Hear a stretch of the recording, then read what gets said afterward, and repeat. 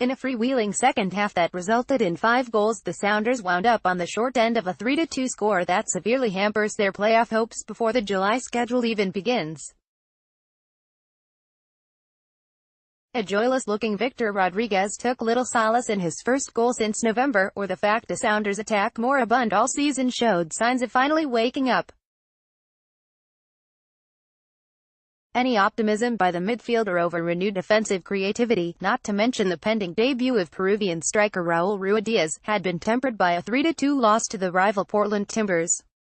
After all the prior week's talk about Ruidíaz potentially solving the team's scoring woes, it was the inability to keep the ball out of their own net Saturday that doomed the Sounders in a match they couldn't afford to lose. And whether it was on set pieces, counterattacks, or one-on-one battles, the Sounders couldn't defend enough of them to avoid the season slipping even more further away. "We believe we're making progress here, but it's hard to show that when the results are not helping us out," Rodriguez said through an interpreter. "The only thing that is left for us is to keep working at it. There is increasingly little left for a 3-9-3 team that hopes to keep any realistic hope of a playoff spot from vanishing before Ruidíaz is eligible to take the field come mid-July."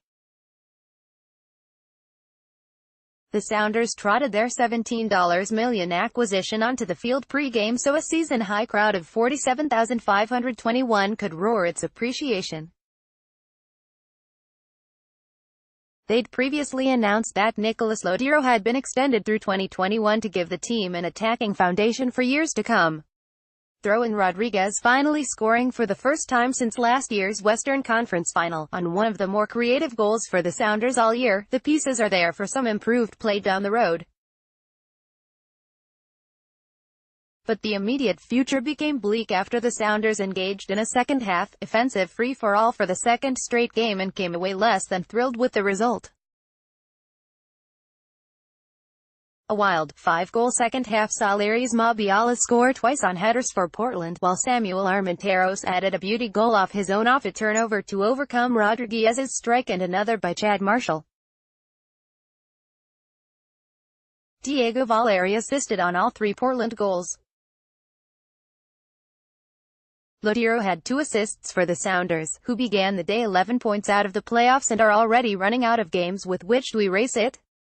Unless they can steal a couple of their next 3 road games, they'd have to go on a franchise record second-half run just to have a shot at a record 10th straight postseason. "The current state of affairs is not good," Sounders coach Brian Schmetzer said. "We've really put ourselves in a hole," and they did so even after week-long preaching from Schmetzer and his coaches about not being too focused on scoring that they forget about defending. That had been the case a week ago in a 1-1 draw against Chicago. That would have been a loss if not for some tremendous goalkeeping by Stephen Fry. But Mabiala gave the Sounders fits all afternoon off corner kicks, causing Schmetzer to switch from having Kim Keehee cover him and using Marshall for that instead. Still, he twice scored on headers against defending by both players, including a 74th-minute tiebreaker to cap a flurry of goals by both teams. Armenteros scored his goal off a turnover and a long ball put to him down the right side by Valeri.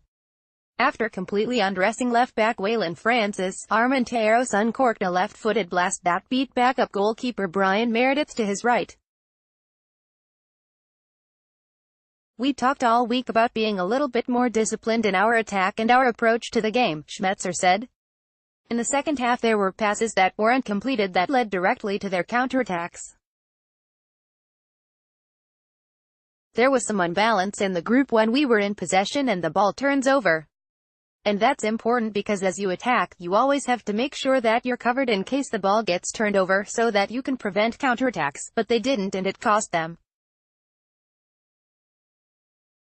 Goalkeeper Stephen Fry wasn't available for this game, having suffered a concussion in the final seconds of the Chicago match. Meredith did his best to keep things scoreless early, making a spectacular hand save off a Mabiala header in the 22nd minute with a well-timed lunge to his right. But Meredith could do nothing about Mabiala's opening goal in the 48th minute, or his eventual winner in the 74th. I think it was just a little unorganized, Meredith said of the set-piece defending. I just think we need to get organized a little sooner and stay focused on the game a little bit. It's tough to focus on defending when everyone had been pointing out the team's league worst 11 goals in 14 matches ahead of this one. The Rodriguez goal in the 51st minute, which tied things 1-1, came off a perfect cross from Lodero that somehow avoided defender Alves Powell.